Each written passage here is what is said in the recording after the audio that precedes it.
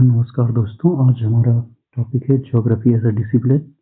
भूगोल एक विषय के रूप में। अगर आप उत्तराखंड लेक्चर की प्रिपरेशन कर रहे हैं तो आपकी भूगोल विषय में पहला जो पेपर है उसकी पहली यूनिट, उसमें ये टॉपिक को इंक्लूड किया गया है। यदि आपने ये टॉपिक खुद से पढ़ लिया है तो ये क्लास आपके लिए रिविजन का काम करेगी, और अगर आपने ये टॉपिक अभी तक नहीं पढ़ा है, नहीं देखा है, इस क्लास को ध्यान से देखना। ये क्लास आपको इस टॉपिक को कवर करने में काफ़ी ज़्यादा मदद करेगी। तो चलिए शुरू करते हैं। भूगोल क्या है? जब हम भूगोल की बात करें तो है क्या भूगोल? आसान से शब्दों में देखें तो पृथ्वी का अध्ययन भूगोल कहलाता है। बस इतनी सी बात है। ग्रीक विद्वान हिकेटियस ने अपनी पुस्तक जस पीरियडोस, ऐसे करें तो ज़्यादा अच्छा रहेगा, जस पीरियडस में भूगोल का वर्णन किया, इसलिए इन्हें प्राचीन भूगोल का जनक कहा जाता है। एरेटोस्थेनीज ने पहली बार ज्योग्राफी शब्द दिया, तो ये इनका योगदान रहा।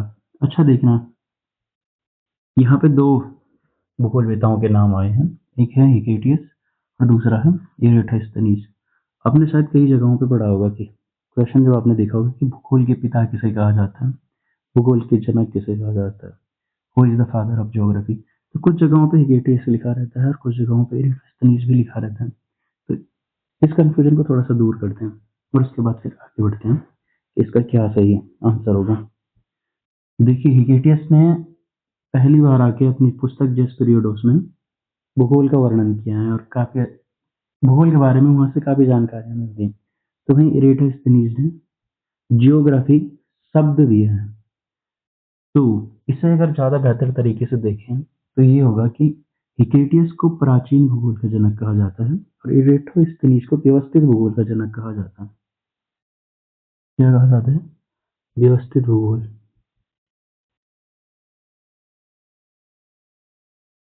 तो फिर बात यह है कि अगर आंसर क्या होगा, इस बात पर निर्भर करता है कि आपके ऑप्शन क्या होंगे।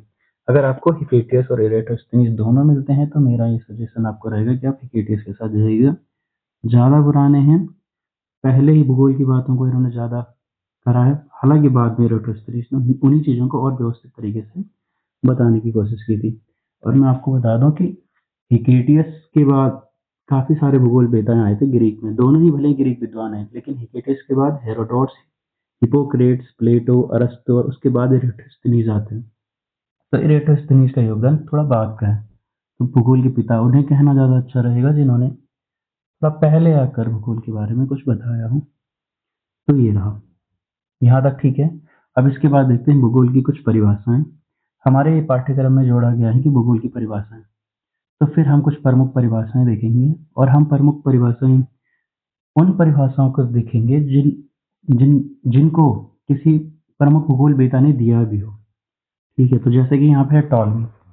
टॉलमी की परिभाषा है कि भूगोल का प्रयोजन स्थानों के मानचित्रण द्वारा पूरी पृथ्वी को एक दृश्य प्रदान करना है। जरा ध्यान से देखना, टॉलमी की अगर हम बात करते हैं तो इनकी कुछ किताबें बहुत प्रमुख है, जैसे अलमागस्तन में से एक है और ज्योग्राफी का एक है। तो इनकी जो किताब है जियोग्राफी है, यहाँ पे लिख देता हूँ, राइटिंग तो अच्छी नहीं आएगी, लेकिन अगर आप मेरे साथ साथ नोट बना रहे हो तो इन्हें कहीं पे लिख देना। जियोग्राफिया में इन्होंने क्या करा था कि पूरे विश्व को मानचित्र में दिखाने की इन्होंने कोशिश करी थी, है ना। कहा जाता है कि करीबन 8,000 मानचित्र इन्होंने बनाए थे। और टॉलमी पहले ऐसे भूगोल वेता है जिन्होंने बंगाल की खाड़ी को मानचित्र में दिखाने का प्रयास किया था। तो आप ये देखना, इनकी जो परिभाषा है ना, वो इस तरह से परिभाषा को दे रहे हैं जैसे कि उनके खुद के काम भी रहे थे। उन्होंने मैप के ऊपर बहुत ज़्यादा काम किया था, मैप बनाए थे, और प्रारंभिक भूगोल वेताओं में से इन्होंने ही मैपिंग का जो है बहुत ज़्यादा बढ़ चढ़ के प्रयोग किया था। तो फिर इनकी परिभाषा भी कुछ उसी तरह की है कि भूगोल का प्रायोजन भाई स्थानों के मानचित्रण द्वारा पूरी पृथ्वी को एक दृश्य प्रदान करना है। तो आप देखोगे कि इनके कामों से मिलती जुलती है इनकी परिभाषाएं। अगर आपको परिभाषाएं आती भी है ना, जैसे कहीं टॉलमी की एक परिभाषा आई थी, कि परिभाषा से ही उठा के क्वेश्चन आया था कि भाई किस भूगोल वेता ने कहा है कि भूगोल जो है वो मानचित्रों का विज्ञान है, तो उसका आंसर टॉलमी होगा। तो कोई कहेगा क्या? वही जो कार्य करेगा ना, जिस तरह का कोई कार्य करेगा उस तरह की फिर बातें भी करेगा। तो परिभाषा इनकी देखिए टॉलमी की, कि भूगोल का प्रायोजन इस स्थानों के मानचित्रण द्वारा पूरी पृथ्वी को एक दृश्य प्रदान करना, क्योंकि उन्होंने खुद मानचित्रों पे काम किया था और ज्योग्राफी उनकी उस तरह की वो किताब भी है। अच्छा, इस किताब का नाम गाइड टू ज्योग्राफी भी है, दोनों नाम एक ही किताब के हैं। तो ये ठीक हो गया, यहाँ तक समझ आया। तो अब आगे बढ़ते हैं, अगले हमारे भूगोलविद आते हैं रिचर्ड हॉडसन। इनकी किताब आई थी 1939 में और किताब का नाम था the nature of geography. The nature of geography इनकी किताब थी। तो इस किताब में इन्होंने क्या कहा? अच्छा देखना, पहले इनके परिभाषा देख लेते हैं। भूगोल का उद्देश्य पृथ्वी की क्षेत्रीय विविधता का वर्णन करना है। अपनी इस किताब में इन्होंने एरियल डिफरेंशिएशन के बारे में बात करी थी। ये क्या हुआ भाई? एक बार इसको समझना, फिर परिभाषा समझ में आ जाएगी। परिभाषा समझ में आ जाएगी तो आप कीवर्ड पकड़ लोगे, और जब आप कीवर्ड पकड़ लेते हो तो पूरा रटना नहीं पड़ता है, कुछ कीवर्ड आपको देखने होते हैं, उससे आप समझ जाते हो ये परिभाषा किसकी है। तो एरियल डिफरेंशिएशन के बारे में द नेचर ऑफ ज्योग्राफी में उन्होंने क्या कहा था? इन्होंने बताया कि भाई देखो, हर एक स्थान अलग है और हर एक स्थान का आपको फिर अध्ययन भी अलग तरीके से करना पड़ेगा। सिर्फ मैप बना के आप भूगोल नहीं पढ़ सकते हो, क्योंकि हर एक स्थान की अपनी अपनी एक विशेषता है। देखिए, जैसे पर्वतों का पर्वतीय एरिया होता है, वैसा रेगिस्तानी एरिया नहीं होता है। मैदान इससे अलग होते हैं, पठार अलग होते हैं। तो ये सारे एरिया क्या हैं? अलग अलग है। तो इन अलग अलग विभिन्नताओं को उन्होंने कहा था एरियल डिफरेंशिएशन, जिसको उन्होंने अपनी किताब द नेचर ऑफ ज्योग्राफी में बताया था। और कब आई थी किताब? 1939 में। एक्स्ट्रा इंफॉर्मेशन है, इन्हें आप अपने पास रख दीजिएगा, काम आएंगी कहीं ना कहीं। अगले हमारे भूगोल वेता हो जाते हैं हैटनर। ठीक है, हैटनर ने क्या कहा? हैटनर कहते हैं कि भूगोल पृथ्वी की सतह पर पाए जाने वाले स्थानीय अंतर का अध्ययन और उनके आपसी संबंधों का अध्ययन करता है यहाँ पे छूट गया। ठीक है, आप देख लेना।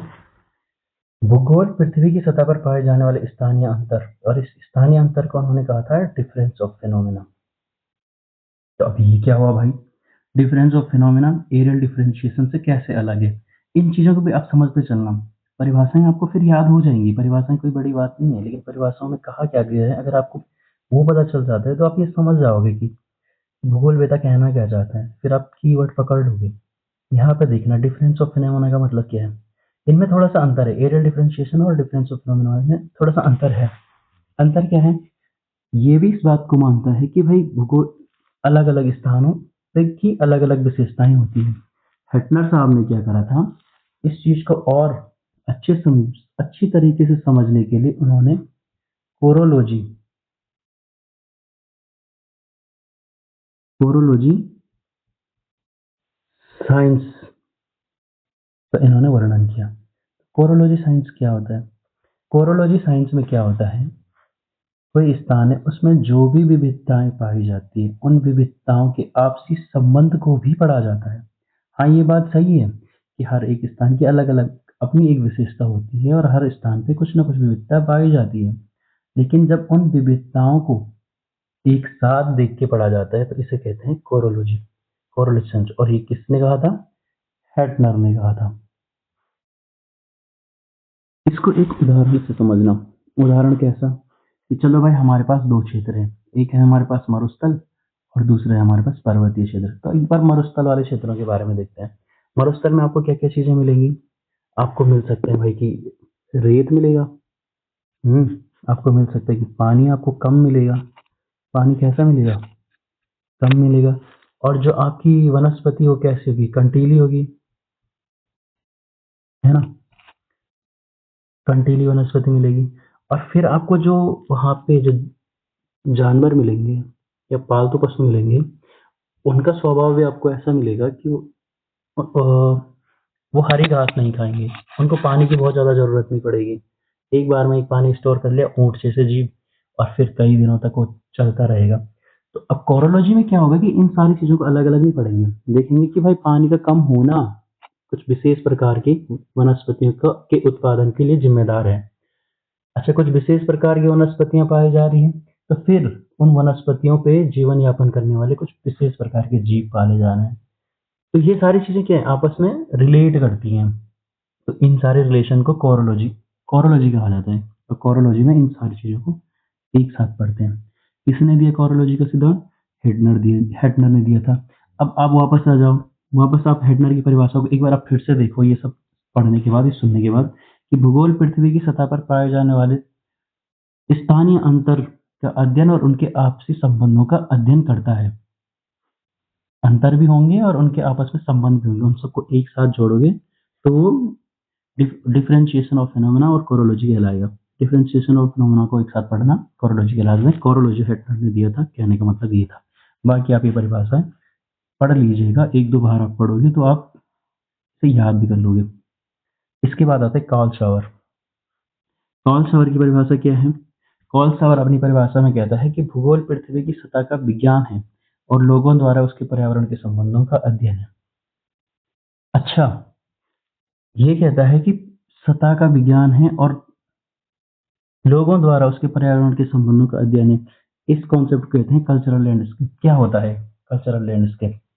आपको यहाँ से ये परिभाषा तो आपने उठानी ही है कि भाई पृथ्वी की सतह का विज्ञान है और लोगों द्वारा उसके पर्यावरण के संबंधों को। उसके साथ साथ आप ये भी देखना है कि कल्चरल लैंडस्केप क्या होता है। ये जो परिभाषा है ना, यही कल्चरल लैंडस्केप है। पर कैसे? इसको एक उदाहरण से देखना। ये कहना ये चाह रहा है, कार्ल सावर ये कहना चाह रहा है कि भाई जो भूगोल की विषय वस्तु है ना, जो भूगोल है, वो प्राकृतिक चीजें जो हैं और मानव जो है, इनका जो आपसी संबंध से जो इनका आपसी संबंध है, उनको जब हम एक साथ पढ़ के देख रहे होते हैं तो इसको कहेंगे भाई कल्चरल लैंडस्केप। इसे एक उदाहरण से समझते हैं, फिर ज्यादा अच्छे से समझ आएगा और फिर परिभाषा तो खुद ब खुद याद हो ही जाएगी। ऐसा देखना, एक शहर है हरिद्वार। क्या शहर है जी? हरिद्वार। ऐसे ही लिखते हैं हरिद्वार। यहाँ पे इतना स्पष्ट आ नहीं पा रहा है, पर लेकिन हाँ, देखना आप हरिद्वार। हरिद्वार क्या है फिर? हरिद्वार के बारे में एक चीज है कि ये गंगा नदी के तट पर बसा हुआ एक शहर है। तो आप देखना, हरिद्वार का एक धार्मिक महत्व तो है ही।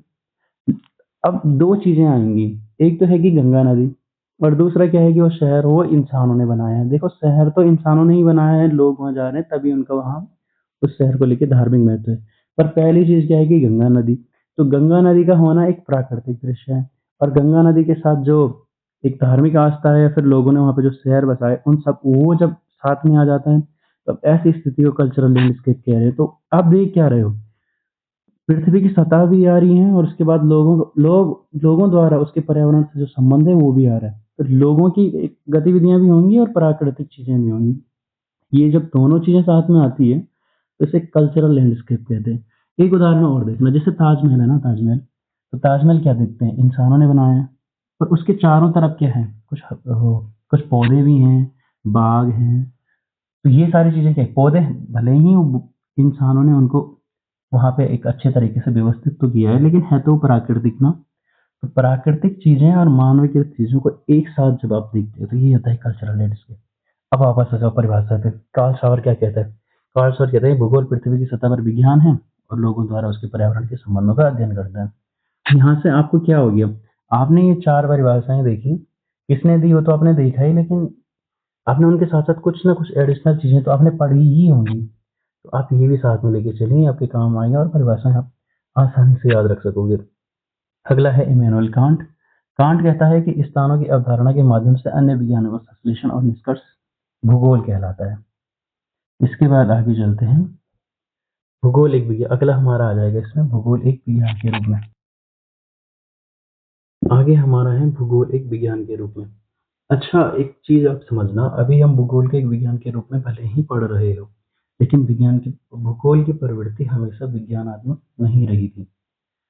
स्टार्टिंग समय में जब ग्रीक और यूनान के दार्शनिकों ने भूगोल के बारे में अपने विचार दिए थे और भूगोल के ऊपर अपने लेख लिखे थे, तो वहां पर हम ये पा रहे थे कि भूगोल की प्रवृत्ति वर्णनात्मक थी। वहां पे वर्णन बहुत ज्यादा किया जाता था और बहुत ज्यादा प्रयोग नहीं किए जाते थे। लोगों को जो लगता था वो लिख देते थे। भूगोल से रिलेट कर लेगा तो फिर कहते थे कि भाई ये भूगोल में योगदान है। लेकिन जैसे जैसे समय बीतता गया और भूगोल में मात्रात्मक क्रांति आई, तो फिर क्या होने लगा कि भूगोल का अध्ययन जो है वो वैज्ञानिक तरीके से होने लग गया। तो फिर ये क्या हुआ भाई, 1950 और 60 के बाद भूगोल में एक क्रांति आई जिसे कहते हैं मात्रात्मक क्रांति। तो वहाँ पे क्या होने लगा कि भूगोल में आधुनिकता आने लगी। फिर लोग ज्ञान को ऐसे नहीं देख रहे थे कि कुछ भी लिख दिया तो भाई चलो भूगोल से रिलेट कर रहा है तो मान लेंगे। वहाँ पे क्या हो रहा था कि आपका वहाँ पे क्या कर रहा था कि जैसे गणनाएँ की जा रही थी, तकनीक को लाया जा रहा था, जीआईएस और जीपीएस जैसी तकनीकें अब भूगोल में आने लग गई थी। मैप और ज़्यादा एक्यूरेट होने लग गए थे, तो जीपीएस का प्रयोग होने लगा। तो ये जब चीज़ें आ गई थी तो भूगोल को क्या कहने लगी थी कि अब भूगोल जो है भूगोल प्रवृत्ति विज्ञान के रूप में है। तो देखना भूगोल की प्रवृत्ति भूगोल एक वैज्ञानिक विषय के रूप में भूगोल 3 वर्गीकृत प्रश्नों से संबंधित रख सकते हैं। उसमें है पहला है क्या, दूसरा है कहाँ और तीसरा है क्यों। ठीक है, इसे एक एग्जांपल से समझना। भूगोल को वैज्ञानिक होने के लिए इन तीन पैमानों पे खड़ा उतरना पड़ता है और उसके बाद हम कहते हैं कि भूगोल एक विज्ञान है। जैसे कि आम बात करते आप किसी चीज के बारे में पढ़ रहे हो तो पहला सवाल ये आएगा कि क्या है जिसके बारे में आप पढ़ रहे हो। तो फिर आप बताओगे, मान लो कि आपने उत्तर दिया कि वो पर्वत है। फिर दूसरा क्वेश्चन होता है कि वो पर्वत कहाँ पे है। तो आप उसकी अक्षांश स्थिति बताओगे, देशांतरीय स्थिति बताओगे, पता चला कि भारत के उत्तर में स्थित है। फिर आप ये डिस्कस पहुंचोगे कि वो हिमालय है। फिर आप बोलोगे कि अच्छा हिमालय है, पर्वत है, तो ये क्यों है हिमालय और ये कैसे बना, क्यों है, कैसे बना। जब इन सारी चीज़ों फिर जब हम बात बनते हैं ना कि क्यों बना यहाँ पे पर्वत, तो फिर हम वो थ्योरीज पढ़ने लग जाते हैं। फिर हम कहते हैं कि भाई वो प्लेटें आपस में टकराई, तैतीस सागर में उत्थान हुआ। वो सारी चीज़ें फिर हम पढ़ने लग जाते हैं। तो ये क्यों का उत्तर ढूंढ रहा होता है।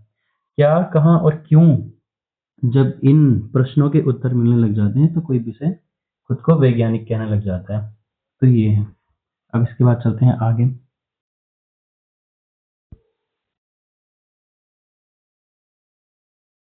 भूगोल एक वितरण के रूप में भूगोल एक वितरण के रूप में भूगोल as a science of a distribution.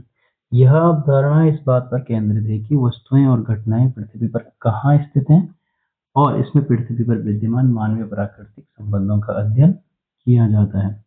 ठीक है, इसमें क्या किया जा रहा है कि कोई घटना या फिर कोई वस्तु या फिर कोई स्थल आकृति कहाँ पर है और पृथ्वी पर कहाँ पर विद्यमान है, मानव और प्रकृति इसके आपस में क्या क्या संबंध होगा, ये भूगोल भी किया जाता है। तो जब इस तरह का अध्ययन किया जा रहा है तो हम कहते हैं कि भूगोल वितरण के विज्ञान के रूप में इसे माना जाता है। अगला है भूगोल स्थानिक भिन्नता का विज्ञान है। सही बात है। स्थानिक भिन्नता का मतलब ये होता है कि अलग अलग स्थान अलग अलग प्रकार के होते हैं और हर एक स्थान की अपनी एक विशेषता होती है। तो देखिए, यह दृष्टिकोण इस बात पर ध्यान देता है कि स्थान एक दूसरे से क्यों भिन्न है। स्थान एक दूसरे से क्यों भिन्न है। विभिन्न क्षेत्रीय परिदृश्य, संस्कृति और अर्थव्यवस्था की विविधता को समझता है या क्षेत्रीय विरोधाभासों और विशेषताओं को उजागर करता है। तो क्या होता है भूगोल में कि आप ये पाते हो कि अलग अलग क्षेत्रों में अलग अलग संस्कृति क्यों पाई जा रही है और अलग अलग वहाँ पर जनसंख्या की प्रवृत्तियां अलग अलग क्यों पाई जा रही हैं। ये सारी चीजें जो है वो भूगोल के अंतर्गत हम पढ़ते हैं। तो इसलिए हम कहते हैं कि भूगोल स्थानीय भिन्नता का विज्ञान है। जैसे हिमालय क्षेत्रों की अपेक्षा उत्तर भारत के मैदान में जनसंख्या घनत्व ज्यादा पाया जाता है। तो इसके पीछे का अगर मैं कहूँगा कि भौगोलिक कारण क्या होगा, तो भाई बिल्कुल है कि उत्तरी भारत के मैदान, गंगा का उपजाऊ क्षेत्र है और उपजाऊ क्षेत्र है तो कृषि की स्थितियां अच्छी हैं तो जनसंख्या तो वहाँ पे घनत्व तो ज़्यादा है। और जबकि आप हिमालय क्षेत्र में देखोगे तो वहाँ पे जनजीवन थोड़ा सा मुश्किल है। तो भूगोल का इस बात पे बहुत प्रभाव पड़ता है कि कहाँ की स्थितियाँ कैसी हैं। भूगोल स्थानिक भिन्नता का विज्ञान है। स्थानों में भिन्नता रहेगी तो मानव की प्रवृत्तियों में भी भिन्नता पाई जाती है। चले आगे बढ़ते हैं। भूगोल की विषय वस्तु। अच्छा, भूगोल की विषय वस्तु क्या होगी। भौतिक भूगोल और मानव भूगोल हमारे पास बकायदा इन्होंने सिलेबस में मेंशन करा है कि मानव भूगोल और भौतिक भूगोल भूगोल की शाखाओं के रूप में हमें देखने को मिलती है। तो भौतिक भूगोल में हम क्या क्या देखते हैं, जलवायु विज्ञान को देखते हैं, समुद्र विज्ञान को देखते हैं और जैव भूगोल को देखते हैं। इनके ऊपर बहुत ज़्यादा टाइम देने की शायद जरूरत नहीं होगी। आपको पता है जलवायु भूगोल में हम क्या क्या चीज़ें पढ़ेंगे। जैसे कि इसमें हम पढ़ते हैं वायु, पढ़ते हैं ताप दाब, पढ़ते हैं वर्षा का वितरण। ये सारी चीज़ें हम यहाँ जलवायु विज्ञान में पढ़ते हैं। फिर हमारे पास समुद्र विज्ञान आ जाता है। तो ये सारी भौतिक भूगोल की विषय वस्तु रही। और फिर आता है और दूसरा हमारे पास मानव भूगोल। इसमें हम जनसंख्या और संस्कृति भूगोल, राजनीतिक भूगोल और आर्थिक भूगोल जैसे विषयों की का अध्ययन करते हैं। ठीक है, इसके बाद आगे चलते हैं। भौतिक भूगोल क्या है? तो भौतिक भूगोल का थोड़ा सा हम डिटेल में देखेंगे। भौतिक भूगोल पृथ्वी की प्राकृतिक विशेषताओं और प्रक्रियाओं का वैज्ञानिक अध्ययन है। इसमें हम स्थल रूप, पर्वत, मैदान, घाटियां, जलवायु, नदियां और महासागर, वनस्पति और जीव जंतु जैसे तत्वों का अध्ययन करते हैं। तो ये रहा भूगोल का विषय क्षेत्र रहा। फिर हम क्या देखेंगे इसमें कि अलेक्जेंडर वन हम्बोल्ट को आधुनिक भौतिक भूगोल का पिता कहा जाता है। इनकी पुस्तक कॉस्मोस है, जिसको उन्होंने 5 भागों में लिखा था। अच्छा, इनकी जो प्रमुख पुस्तक कॉस्मोस है, इनका जो 5वां भाग है वो ये पूरा लिख नहीं पाए थे। ये पूरा लिख नहीं पाए थे, तो इनकी मृत्यु के बाद विक्टर नाम के एक भूगोलविदा थे, उन्होंने उनकी रचनाओं को पूरा करा था, उनके सिद्धांतों को पूरा किया था। तो कॉस्मोस इनकी एक प्रमुख किताब है। अलेक्जेंडर वॉन हम्बोल्ट, इन्हें क्या कहा जाता है? आधुनिक भौतिक भूगोल का पिता कहा जाता है। तो ये रहा। इसके बाद हमारे पास आता है मानव भूगोल। मानव भूगोल के बारे में हम देखें। मानव भूगोल भूगोल की वह शाखा है जो मनुष्य, स्थान और पर्यावरण के बीच संबंधों का अध्ययन करती है। यह देखती है कि लोग कहाँ रहते हैं, क्यों रहते हैं, कैसे अपने परिवेश के अनुसार ढलते हैं और समाज किस प्रकार विभिन्न क्षेत्रों में संगठित होता है। सरल शब्दों में मानव भूगोल हमें बताता है कि मानव गतिविधियां पृथ्वी पर कहाँ और क्यों होती है और उस समय और स्थान के अनुसार कैसे बदलती हैं। रेडचल, जिनको कि आधुनिक मानव भूगोल का पिता कहा जाता है, इनकी इनकी एक किताब थी, किताब बहुत ही फेमस है, एंथ्रोपोजियोग्राफी। इसको आप ध्यान रखना, कहीं आप नोट कर लेना। इसमें मानव भूगोल के संबंधों का इस पुस्तक में मानव भूगोल के संबंधों की व्याख्या, मानव और भूगोल के संबंधों की व्याख्या की गई है। कौन सी किताब? एंथ्रोपोजियोग्राफी। और किसने लिखी थी? ये रेडचल ने। ठीक है, चलो आगे बढ़ते हैं। भूगोल समाकलन के रूप में, ज्योग्राफी एज अ इंटीग्रेशन, यह एक संश्लेषणात्मक विषय है जो क्षेत्रीय संश्लेषण का प्रयास करता है। इसका उपागम प्रवृत्ति समग्रात्मक है। अच्छा, एक हमारे पास दो उपागम होते हैं, जो आपने देखा होगा। एक होता है विश्लेषण, है ना, विश्लेषण, और एक होता है संश्लेषण।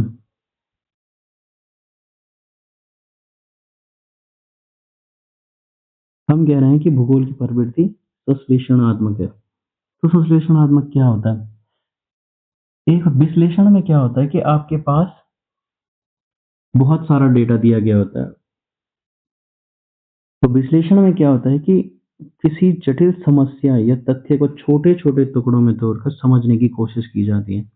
जबकि संश्लेषण इसका उल्टा होता है। तो संश्लेषण में क्या होता है कि आपके पास छोटी-छोटी चीज़ें दी गई होंगी, उनको जोड़कर आप एक परिणाम तक पहुँचते हैं, यानी आप ज्ञात से अज्ञात की ओर पहुँचते हैं। तो वो संश्लेषण होता है।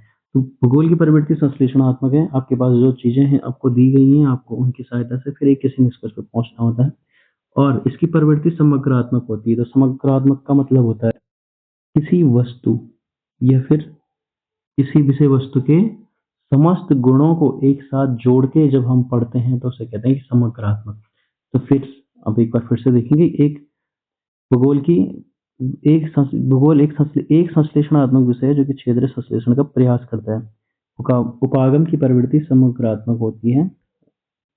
संपूर्ण विश्व परस्पर निर्भर तंत्र है। इसका मतलब क्या हुआ कि संपूर्ण विश्व के सभी तंत्र एक दूसरे से मिलते जुलते हैं। जैसे उदाहरण के लिए अगर हम बात करें कि हम वैश्विक तापन की बात करते हैं, तो ये सिर्फ भारत के संदर्भ में नहीं होगा। अगर भारत में वैश्विक तापन बढ़ना है तो इसका प्रभाव दूसरे देशों पर भी पड़ेगा। इसी प्रकार के पर्यावरण प्रदूषण से जुड़े हुए जो भी मुद्दे होते हैं वो इस एक देश के ना होकर सभी देशों के लिए होते हैं। तो भूगोल की प्रवृत्ति भी ऐसी है कि इसमें क्या होता है कि इसके सारे टॉपिक एक दूसरे से जुड़े हुए होते हैं। चलिए आज के वीडियो में इतना ही। इसका फर्स्ट यूनिट के लिए एक पार्ट में और लेके आऊँगा। तब तक के लिए धन्यवाद।